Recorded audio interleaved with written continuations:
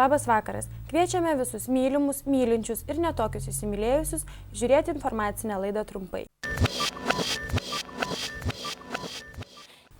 Praėjusią savaitę Šventosios pagrindinėje mokykloje kilo sumaištis. Pagrindinė to priežastis – antradienį įstaigos direktorius Kazimieras Litvinas, būdamas neblaivus, devintokui Kaziui Bungailai liepė susirinkti daiktus, grąžinti vadovėlius ir palikti mokyklą. Vaikų pasakojimų tokios direktoriaus nemalonės susilaukė dar 3 ugdytiniai. Tai sužinoję 8-10 klasių moksleiviai tądien pabėgo iš 3 paskutiniųjų pamokų. Tačiau tai buvo ne vieninteliai šios protesto akcijos motyvai. Moksleiviai tvirtino, jog Kazimieras Litvinas nuolat girtauja bei kabinėjasi dėl smulkmenų. Šį pirmadienį mokyklos vadovas surengė susitikimą su pedagogais ir mokyklos ugdytiniais. Susitikimo metu jis buvo pasirengęs atsakyti į visus jiems rūpimus klausimus, tačiau dauguma atsakymų moksleiviai liko nepatenkinti. Švietimo skyriaus specialistai Šventosios pagrindinėje mokykloje atliko tarnybinį patikrinimą ir konstatavo, jog direktorius, pašalindamas iš mokyklos 16 metų dar nesulaukusį ugdytinį, viršijo savo įgaliojimus ir pažeidė teisės aktus.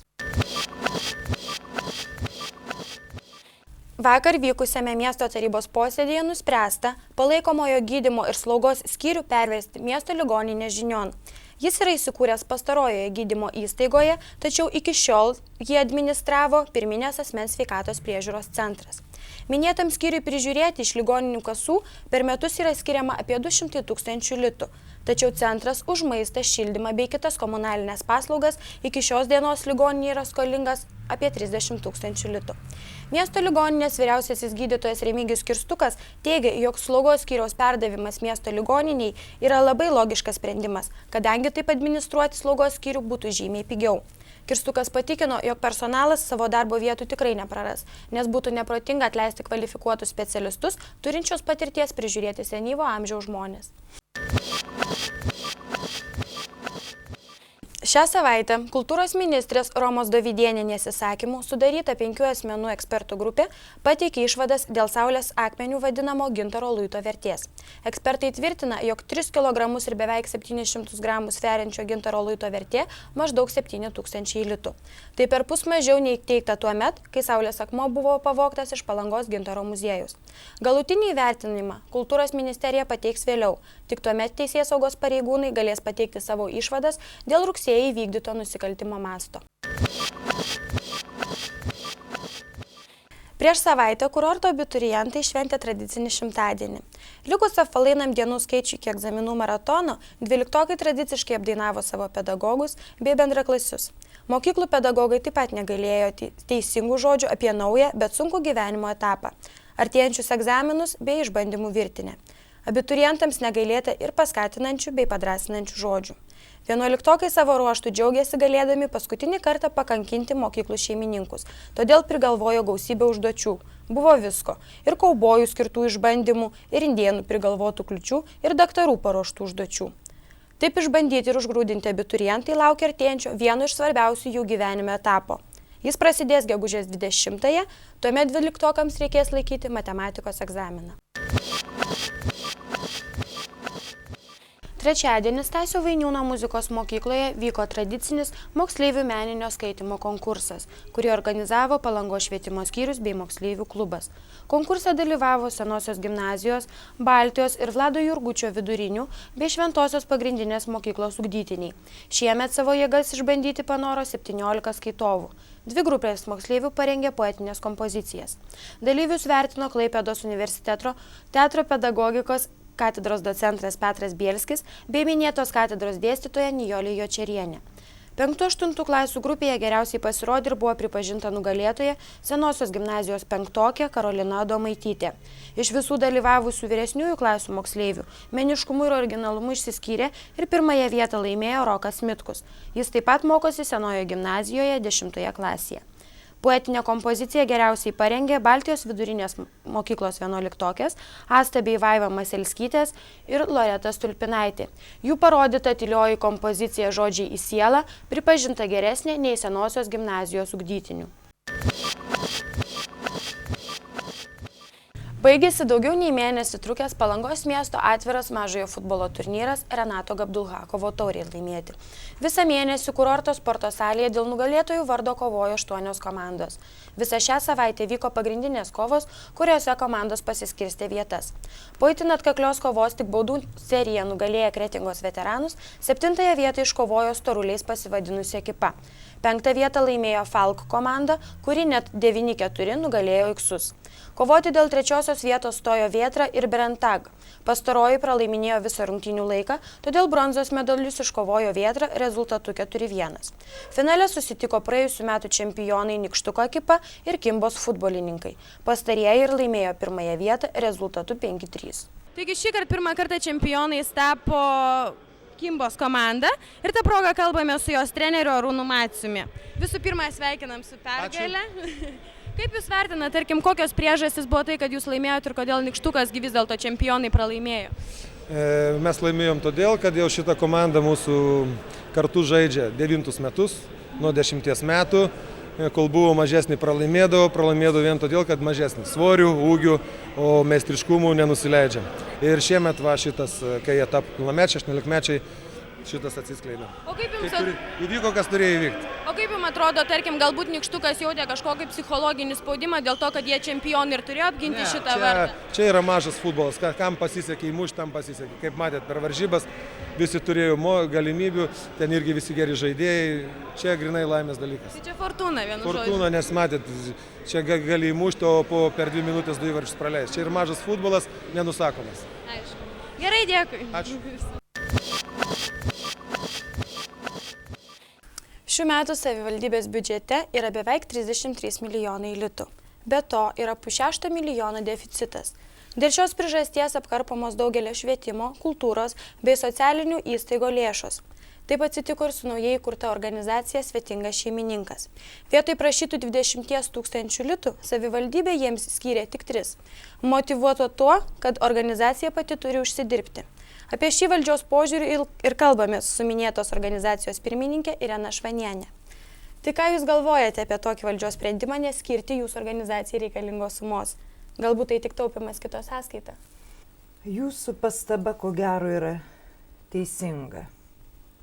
Esu tos nuomonės, kad organizacija susikūrė tuo tikslu, kad palangiškiai iš tikrųjų, neprašydami valdžios institucijų paramos, nes didžiulė dauguma tai yra bedarbiai žmonės.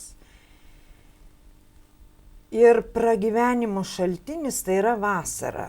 Ką jie gauna poilsiautojų, kokiu būdu ir taip toliau.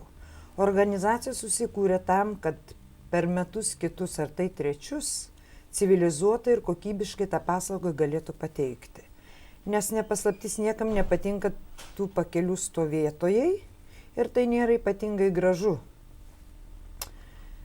Ir susidarė nemaža grupė žmonių, kurie lankė kursus. Pagal FARA programą buvo skirta 125 000 žmonių apmokymui, kaip priimti mūsų svečius, atvykstančius poilsiautojus, supažindinus su visais turizmo departamento reikalavimais paslaugų tiekime. Ir spalio 10 dieną 2002 metų ši organizacija įsikūrė. Registruota buvo. Ir visi mes viduj tikrai buvom laimingi ir patenkinti, kaip ir naujagimiai. Viduj turėjom didžiulių minčių, puoselėjom, kaip tą veiklą vystyti, viską.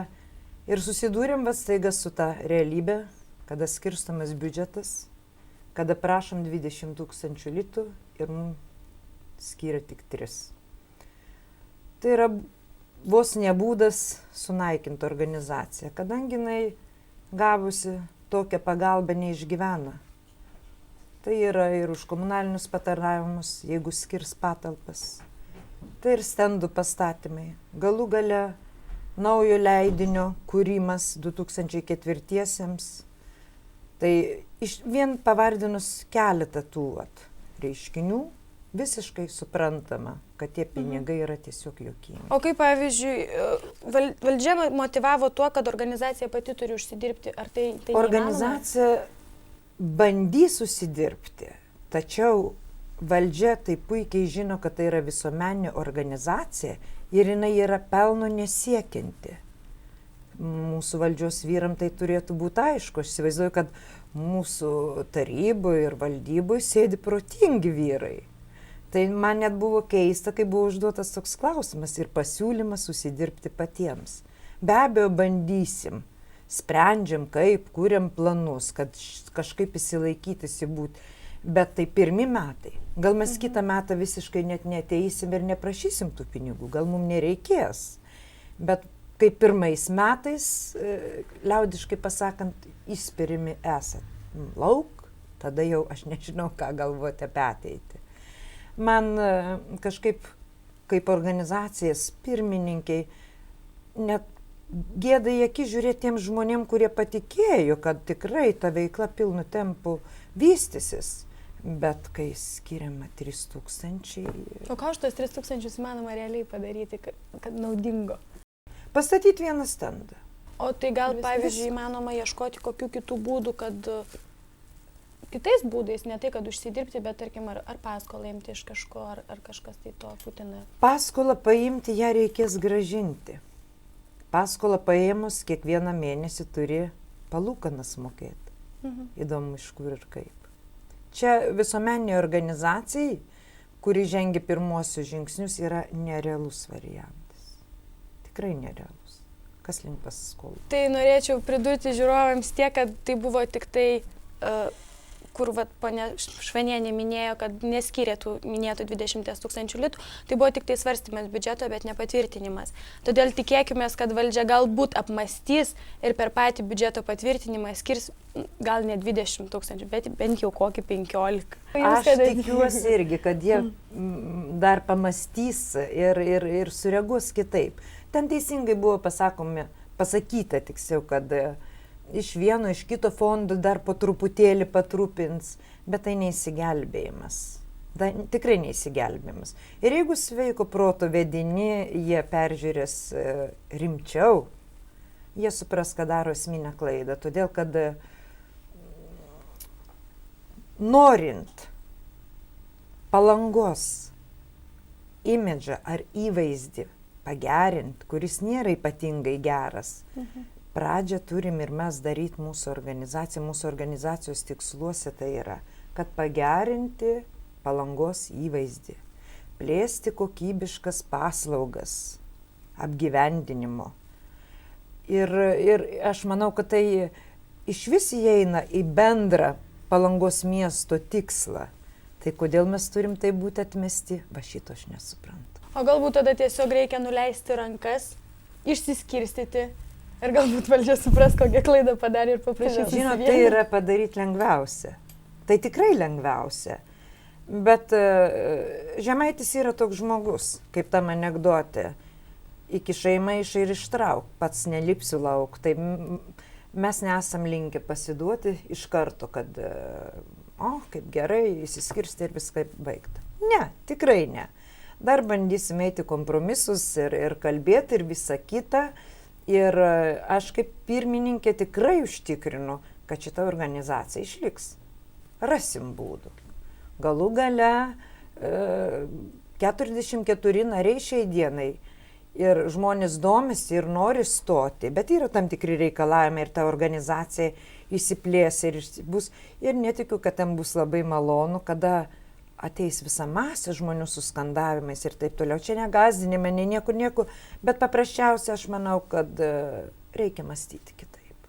Tiesiog reikia mąstyti kitaip vien dėl to, kad Palanga būtų patraukli, Palanga būtų graži ir pirmiausia, kad gerai gyventų ir gerai jaustųsi pats palangiškis. To jums ir palinkėkim, kad jis laikytų jūsų organizaciją. Ačiū labai. Šiandien Šventojo Valentino diena. Ta proga išėjome į kurorto gatves ir praeivių pasiteiravome, ką jiems reiškia meilė ir ar būtina švęsti meilės dieną. Klausėme, kaip palangiškiai ketina nudžiuginti savo mylimus žmonės. Taip pat pasidomėjome, ar miestelėnai bei jų svečiai žino, kas buvo Šventasis Valentinas. Tai kaip meilės dieną švęsit? Na, įsivaizduoju. Kartu. kartu. Tai jūs čia dabar vienu žodžiu vienas nuo kito slepiate, kaip kuris kurį džiuginsit? O staigmenas ruošiate, ne? Taip. Norėjau paklausti, gal žinot, kokia šventė artimiausiu metu? Tai, kad nežinau, nepalangiškis. Ne Palangos šventė, pasaulio, Lietuvos. Ir dabar nežinau. Vadgi meilės diena. Ai, Valentinas Jėzus, šventas. tikrai, kaip taip ir nepagalvojau. O tai galbūt nesiruošiat jos švęsti, kad Kaip, va čia dabar sanatorijoje būnu, Mhm. teks kažkaip tai švęsti. O tai vis tiek, jūs gal čia vienas esat? Vienas, Sanatorijoj. vienas. Ir tai nebus mylimų žmogaus šalia, o kaip švęsti? Reiks ieškoti. Aišku. Ką darysi? Teks ieškoti, o ką? O kaip jūs galvojate, reikalinga iš viso ta Valentino diena? Gal ir reikalinga. Reikalinga? Gal ir reikalinga. Kuo O kodėl ne? kuo daugiau Kodėl švenčių, šiandien to tuo geriau? Tai aišku, to linksmiau. Ką, Aišku. kodėlgi ne? Tai ir švęsit Valentino dieną? Švęsim. Švęsit. Kaip švęsit? Su draugais, su mylimosiom? Su mylimosiom. Aišku. O ką ruošiat? Kokias staigmenas ruošiat? Dar nežinau. Ar pavyzdžiui labai svarbu per Valentino dieną kažkokie tai materialiniai dalykai, ten dovanos ar kažkas tai tokio? Ar tiesiog būtina? Būtina. Kitaip neįmanoma meilę savo parodyti? Ne. Tai galima. Galima, bet tai... Gal žinote, pavyzdžiui, kokia šventė artimiausia dabar? Valentino diena. O ruošiatės ją švęsti? Ruošiamės. Ar tai, pavyzdžiui, tai yra labai svarbi šventė, ar tiesiog gali jos ir nebūti? Kaip, šventė, kaip šventė malonių. Visos šventės malonios. O pavyzdžiui, ar būtina ta Valentino diena, kad įrodyti savo mylimam žmogui meilę, ar tiesiog užtenka visą gyvenimą jam tai įrodyti? Ir nereikia tos. Visą gyvenimą kažkaip gal įprasta yra, čia tokia diena kažkaip tais biškelį taip. O kaip, pavyzdžiui, patartumėt originaliai nudžiuginti savo mylimą žmogų? Per tą meilę dieną. Nežinau. Tiesiog nežinau. O pavyzdžiui, ar jūs žinot istoriją Valentino dienos? Kažkur esu girdėjus, bet kažkur kažkas biškelį pasimiršęs. Esu girdėjus apie tą visą prasidėjimą to Valentino dienos, bet jau kažkaip pasimiršau. Ar jūs švęsit Valentino dieną? Žiūrėsim, gal švęsim. O tarkim, ar ta meilės diena yra svarbi? Aišku, kas Svarbi. O gal žinot, kas buvo tas Valentinas, dėl kurio čia ta diena? Nieko nesakykime, biški žinau, bet neprisimenu. Ką jums reiškia meilės diena, Valentino diena? Oi, čia labai jau didelė prasme reiškia meilė. Ne, bet ar jinai reikalinga, kad įrodyti savo meilę, ar tiesiog užtenka ten mylėti žmogų ir nedemonstruoti? Man atrodo, kad reikia įrodyti meilę. Reikia? Reikia įrodyti meilę, taip. O kaip jūs tai darysit? Kaip įrodysit? Mes dabar sanatorijoje, tai ką? Jeigu vieną kitą įteiksim. Širdutės užklijuosiu, kad neturim kam užklijuoti. Namie, tos meilės ir namie. Tai jau kaip ir bus nevykusi gal ši meilės diena? Nelabai vykusi. Mylimi žmonės nevykusi. Žinutė, nors paskambintos kažką. O tai gal jūs nustebins ir atvažiuos čia? O gali viskas būti, čia sunku pasakyti. Ką jums reiškia meilės diena? Meilė. Meilė? Įrodymus. O, pavyzdžiui, o reikia būtent meilės dienos, kad įrodyti tą meilę? Nebūtinai. Nebūtina? Tai nešvęsit ar švęsit? Švęsim. Paminėti reikia. Aš norėjau paklausti, pavyzdžiui, ar žinot, kokia artimiausia šventė? Dabar, kitą savaitę. Valencijais, ne? Nu. Ir ką jums reiškia ta meilės diena, Valentino diena? Ne, reiškia. Reiškia? O ką reiškia? Meilės diena jau O reiškia. pavyzdžiui, ar reikia tos dienos, kad įrodyti savo meilę, ar užtenka visą gyvenimą mylėti ir viskas? Šiaip tai užtenka ir... Ne, reikia įrodyti. Reikia. O ką, pavyzdžiui, pasiūlytumėt savo, tarkim, padovanoti savo mylimai ar kažką tai tokio? Kas tai būtų originaliausia dovana? Originaliausia. Žiūrit, kam? Savo mylimai. Nemylimam, aišku. Meilės naktis tai būtų tiesiog gal, nežinau, vakarienė kokiam restorane ar dar kažkas tokio, ar tiesiog koks nors paveiksliukas, ar savo nuotrauką. Kas? Aš net negalvojau, matai, kažkaip taip staigiai užklausė. Apipuolė. Ne, įdomiausia, kad viską darai taip spontaniškai. Tu tai Ir geriausiai ta buvo pavyksta. nuoširdžiausia, ir linksmiausia gaunasi, ir tokia šilčiausia gal ta Kai dovana. nereikėtų ruoštis. O kai kažką ruošis, kombinuoji ir tas gaunasi pšt.